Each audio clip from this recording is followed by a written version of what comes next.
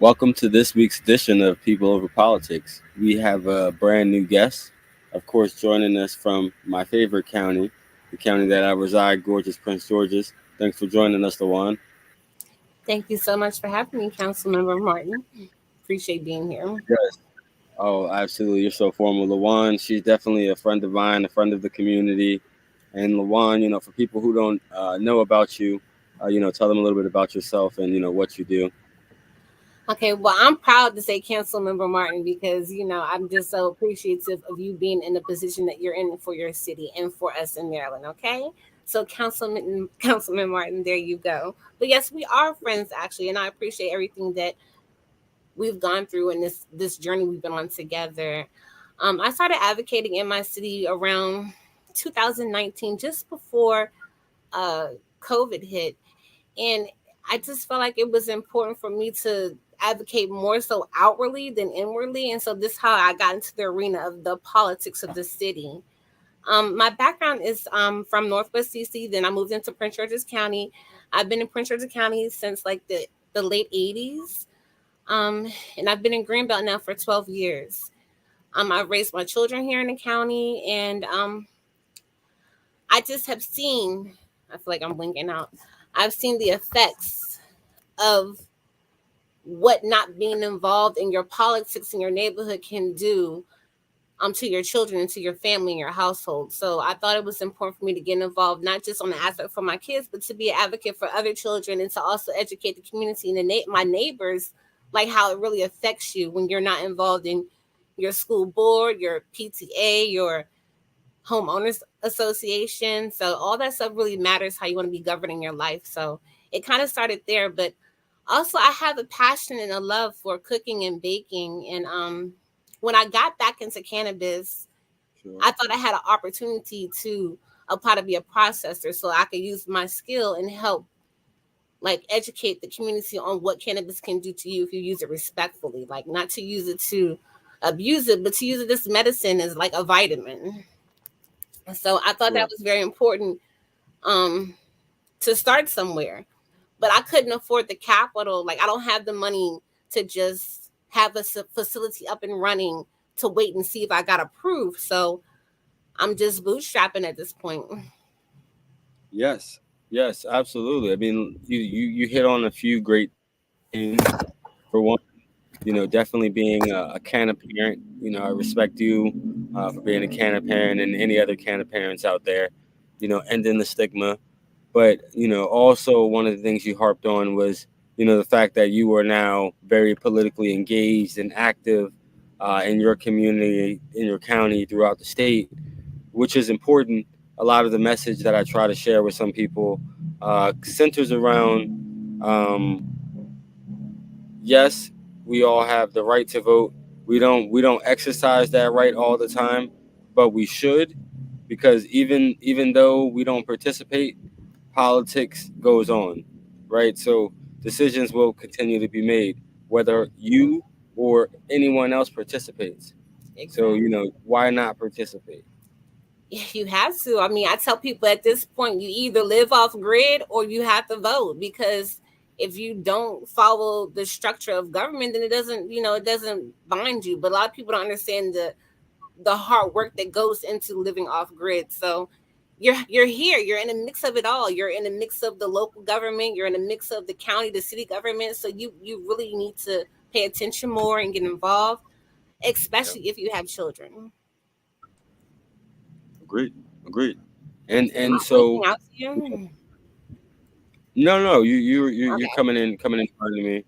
Okay. Well, one of the things that I was gonna say was I know that you're a business owner, you're a parent, and you also do. I don't think you mentioned what is it, Can a Woman Heal, or I don't think you had mentioned, that aspect. I talk about you wearing so many different hats.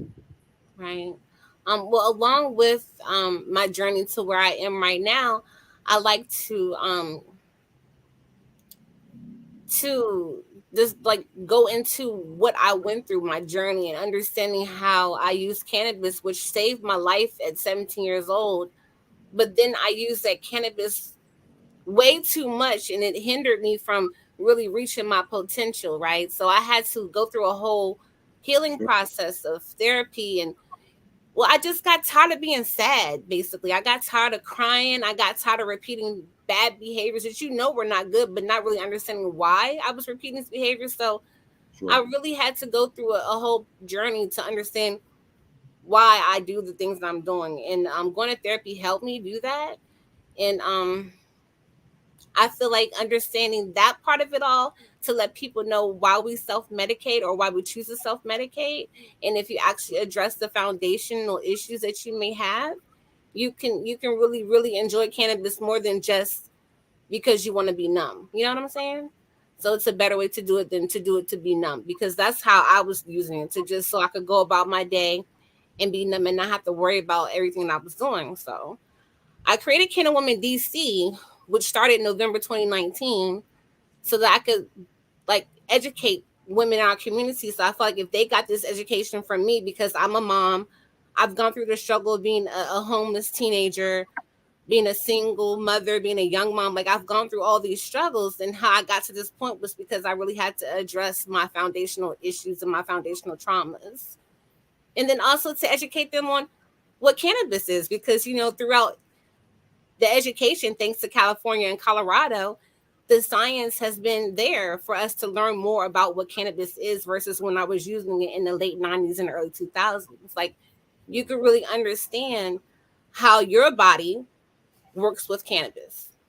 So, Absolutely. Absolutely. And that's important about not only becoming an educated consumer about like what you're consuming, but to what you're treating and why you're treating it. So I think that a lot of times that message is underscored, and I'm glad you brought that up, because a lot of times you might be, you know, treating yourself the wrong way, or you know, prescribing yourself the wrong thing. So I do understand that it's important to know why you're, treating yourself in the first place. exactly. And That's the benefit of a lot of herbs, though, because as we've seen since COVID, a lot of things that we were taught growing up, like it's like a whole mindset change of everything that you learn. You have to unlearn those things and just like read and study and learn anew, right? Because even sure, like dandelion, we were always taught that dandelion was a weed, but that's like the most beneficial, naturally grown plant out here, right? So it's yeah, just the education piece of knowing what you can do for yourself and your family so that you can live healthily in this environment. agreed, agreed. And I think you bring up, a lot of important things. One of the things I've seen you bring up is, how important it is to, to learn how to cultivate. And I think that, that's important. Everyone should learn how to grow their own food. Outside of when we look to legalize, we should also make sure we have that home growth and a strong home growth component, because everyone should learn how to grow their own plant medicine, right? Right. To the same nature. So we could have those different seed giveaways, and the thought is like, the more people you're teaching how to grow, the more people that can appreciate the plant, um, and so that of course that's something that I'm definitely going to continue to push is making sure we have expansive home growth and, allow cottage businesses to exist. And Yes. It's extremely important, especially the point of growing your own food. For our communities, the communities that have been left behind, the ones that you really don't get to see opportunity, if you brought a garden to that community and just showed them how to grow stuff, it yeah, will bring so much change and life and hope. You just don't understand what nature can do for you, and being outside and being one with nature just changes you inside. So agreed. I think it needs to be there for everyone. And also the education for our legislators to understand that even though people use cannabis so they can be high, it's truthfully a medicine and it's an herb. So they Sure, should look at it as an alcohol contribution, but as a contribution to nature and your health. sure. I mean, not even, I mean, everything you're saying is correct. And, you know, for me, I also try to push the fact that, like, when I mention the flower, I mention the plant, that also expands to the hemp. flower, right? The cousin plant to the marijuana flower. And, for someone who I was talking to somebody from a city in Prince George's, and they necessarily weren't in favor of legalization, and they were from an older generation, but from them they were just saying, "Oh, I don't see the real opportunity, right, as far as economic." And I was like, "Well, that's for us to continue to advocate for that economic opportunity." Like one Indeed. of the things Yeah, one of the things that I said outside of the economic opportunity is no legalization without decarceration. Mm, Right? And so what that means is like, freeing people, with cannabis related charges, and also making sure that no one is tried again, especially at the state level. exactly. But when we talk about that economic opportunity, I said you have these young kids, who feel like they don't have opportunity. They might not feel like they have the skill set, um, or the desire to do the traditional route, go to a liberal arts school, but they don't want to work at McDonald's. I said, imagine if you were able to teach them, agriculture, and teach them, how to become cultivators, right? Like Yeah, for one, I think they'll see the therapeutic aspect of it, but they'll also see like the economic benefit that could be, from good cultivation, right? yes, And so I said, imagine that aspect, but I said you have a whole nother component, which is the cousin plant, which is the hemp plant, which is what they say non-psychoactive, essentially. But it's great because at the end of the day, it has 3,500 plus uses in which yes, they've discovered, right? So as I tell somebody, the most important use, honestly, I'm in favor of is building materials. A lot of the cost of building materials have skyrocketed. There's several states who have allowed hemp crate. You know, hemp is more sustainable. Hemp is cheaper. You just gotta start looking more at hemp, guys. definitely. Well, that too has a foundational past of why it was prohibited. So a Sure, certain family sure. can Well, prosper well, off give of us paper and give us the timber. knowledge. Give us the knowledge behind that. Give us the history. Give us the history story, Well, and then we go we back can to go. the 1930s. You have friends who uh, coerced this whole situation of prohibition and how it would create wealth for their families. And that's exactly what it did. It incarcerated people, it created slave labor for that incarceration. It created the wealth to be built off of prison labor. And it also created the way for a newspaper company and a timber company to prosper as well. So, Yes, and all I think the newspaper company and the timber company were I think those are the highlights. To be honest with you. right, right. But hemp is amazing. You can do so much with the hemp plant, and I love it. Especially for people who work in an environment where they're not allowed to consume THC. They can still receive the benefits that the cannabis plant provides you, minus the THC, because again, cannabis as a whole plant is amazing. And what are some of the benefits of the hemp plant, CBD plant? You know, please tell the people. Oh, for one, I choose. I mean, I prefer CBD over. Excuse me, CBG over CBD because it just gives me a energy that I love, that matches and meshes well with my own energy. I'm not someone who likes to sit around, so it just keeps me able to keep going by day. Um, with all the things that I do, because I'm a daycare provider, I'm a mom of six, usually before in house, and I have three businesses that I run. So it helps my energy level. It helps me to stay focused and calm. I also appreciate the fact that it's a libido increaser for women, so, and also men. So just look into that. We all get to a point where we like to have pleasure with our mates. So just understand that cannabis helps in the bedroom as well. So why not like Abs- it? Absolutely, absolutely. I think you mentioned all those different things. You mentioned what it could be used for, and I felt like CBD can be used to like wean people on to medical cannabis, and Yes. especially like seniors and somebody who is THC weary, Yes, right? well, Like, CBD is great for senior citizens as well, especially also people who have a hard time sleeping. So for insomnia, but cannabis, it helps you be able to be more mobile. Like it lets you, like, you have the pain there, but when you rub that salve on your leg or your knee or whatever is ailing you, then you don't feel it. You're able to move around and just do things and also be more sociable. Absolutely.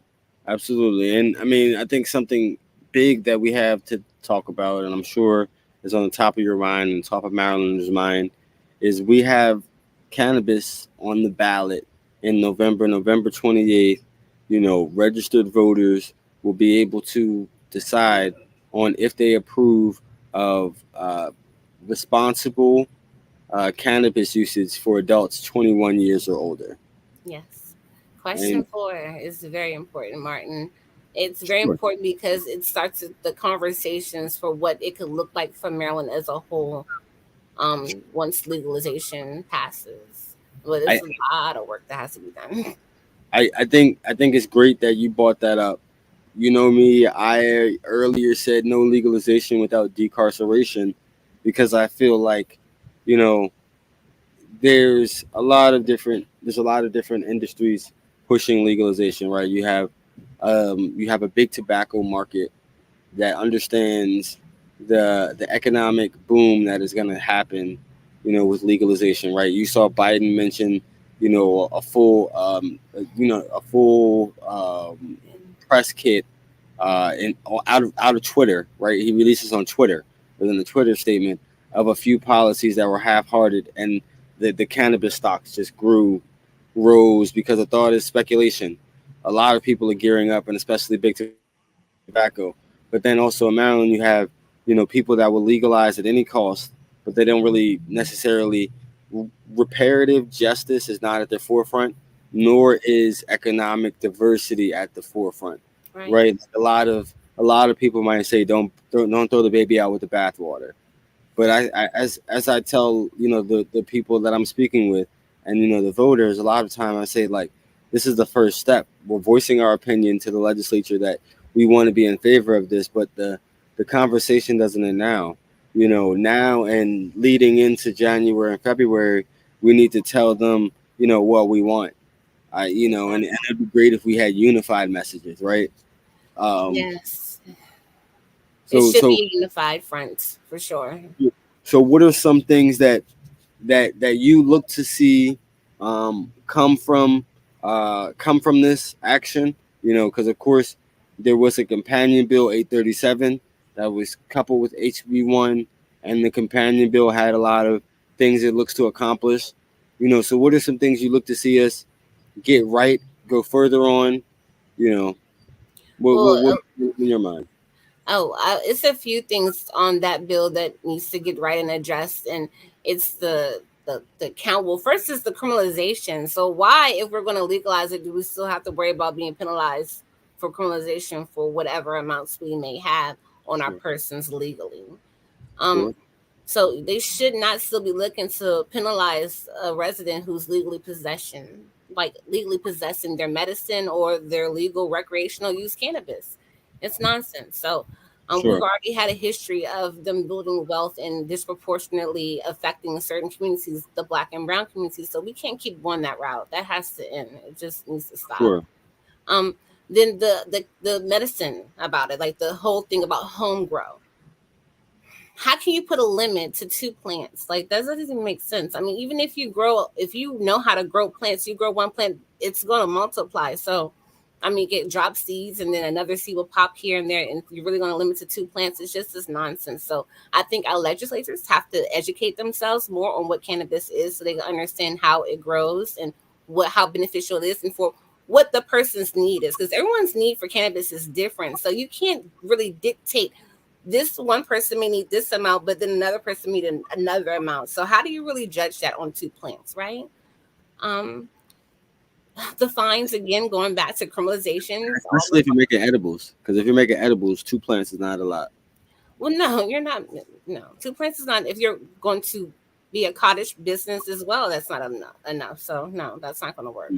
Exactly. No. Exactly. It's And a then lot of things that have to be addressed, Mark. But I mean, you already know. But I think for us, the important part is just letting people know how important it is for them to first register to vote and have their say in this question, and also who their governor will be, who their county councilman will be, who their board of education member will be. Those things are very important. So for right now, until we get to after November 8th, I want our residents to know that their voice is important, and we need you all to register to vote, Yes. um, and get involved.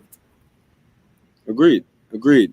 And what does this mean for hemp? Does this bill mean anything for hemp and the CBD market? Because I know a lot of times, they're coupled. When we're doing This is legislation. very tricky with CBD. So with the CBD and hemp mark, for one, they don't even discuss CBG. Okay, that's not in any literature anywhere that I can find for the state of Maryland. So we're not allowed to use edibles like infused hemp with food. That is not legal to sell in Maryland at all right now. Okay. Only sell it as a topical or as an oil like a tincture. But that's a so I'm not sure what it would do. They don't really discuss hemp much. So hemp was under the farm bill, and you would think that you would be allowed to do many things under the farm bill, but then once you begin, you realize that you cannot. So I Uh, learned that trying to, be at the farmers market. I'm actually the first vendor at the farmers market who can sell CBD products. hmm. Well, congrats. Thank Big you. ups. Big ups. Big ups. That took 2 years of work, y'all. Y'all got to get involved with the city council and stuff. Yes, it took lobbying. It took lobbying, and you yourself, you're your own lobbyist. You have to be, especially for when you know it's right, right? That's how a lot of things get changed. So just keep believing in what you know is right and doing the right thing. Of course, of course. And so when you're talking to voters and you're talking to maybe non-voters, are they aware of, question four? What's the general sentiment? You know. Well, I've had a difficult time trying to reach that 18 to 25 age group. And so I talked to my nieces and their friends, and I just talk to them, have conversation with them to let them know how important it is, and make sure they go vote and tell their friends to go register to vote. So I think those small conversations are helpful. I tried to do the big thing 2 times in a row, Martin, and it didn't pan out too well. So I'm like, what else can we do? But I am trying my best. I just feel like we need to have more intimate community conversations. Mm, intimate community conversations. I love that word. Because I believe that around legalization and what that looks like, we should have more conversations with the elders, the church communities, because these are a lot of the people who are still hesitant or might not understand. And sometimes it's about education and conversation, like we learn through conversation, right? So The I think conversation piece is important. yes. And so LaWann, we're having a fantastic time. There's so many vote yes on question four um, events coming up. One of the things that I'll always mention is no legalization without decarceration. So you'll hear me say that a bunch. But I wanted to ask you a few. Oh yeah, yeah, that's absolutely shaking your head. I wanted to ask you a few rapid questions to just see where you were on it. And it's a lot light, so you don't really have to do a lot of thinking. What is your favorite Coke or Pepsi? Neither. I don't drink soda. Yes, you are a water person or a A pressed water juice probably. person. I would believe. Okay, awesome, awesome. And so favorite terpene and why? It's a blend between carotene, well, beta carotene and myrcene because it gives me the balance I need to function per day and then also to sleep well at night. Oh my. See that sounds like nothing I would use right in the morning. Oh my gosh, you go right back to sleep. Right. And so the very next thing is favorite superhero and why? Super. This is a good one. Superhero. I don't believe I have a favorite superhero, but I do. I am fond of Wonder Woman just because I feel like I am my own Wonder Woman. Hmm, awesome. There's a lot of people who have used Wonder Woman. Of course, I might say biasly, a lot of people have been women, but it's great to hear that Wonder Woman is such a great superhero, and a lot of people love her. Mine's a Static Shock. and I can't wait for that Static Shock movie. I hope they do it right. They don't mess that one up. But I will definitely be seeing you soon, LaWann. I'm sure I'll see you at one of these 420. Not what I'm sorry, not 420. These vote yes on question 4 events. Yes. We have a few things coming up. Please, everybody, look out for the Thursday segment every week for this month and the first week of November with Maryland Normal. We'll have a segment live at 8:30 discussing different topics. Yesterday, we had crime and punishment. This week, we're going to be doing cultivation. The following week will be reparative justice. And then the last week will be advocacy. So please tune in. It's very important. We're also having a big event for the ballot watch. So that's on November 8th. We are definitely be sending out the invites for you all to join us there. Actually, I think they already have them on Eventbrite. So check that out as well. Oh, awesome! And tell people how they can stay connected with you, LaWann. Linktree Stribbles, y'all. My Linktree has all my links and connections, or you can send me an email directly at stribbletreats@gmail.com. My phone number is 301-913-4652, and I only respond during my business hours. Yes, yes, because LaWann, she is a busy person. I appreciate you, all you do. If you don't know, LaWann, she does a lot for the Prince George's community, the cannabis ecosystem. Her family. Just a great person to connect with. Thanks for joining us today, LaWann, and hope to see you next time on People Over Politics. Most certainly. Thank you for having me, Martin. Yes, I appreciate you. All right, have a good one. Good night. Bye bye. Yes, yes, y'all. That was LaWann, of course, as we said, brand new guest.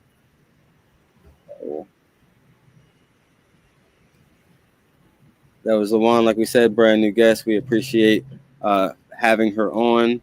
And, guys, remember November 8th, cannabis is on the ballot.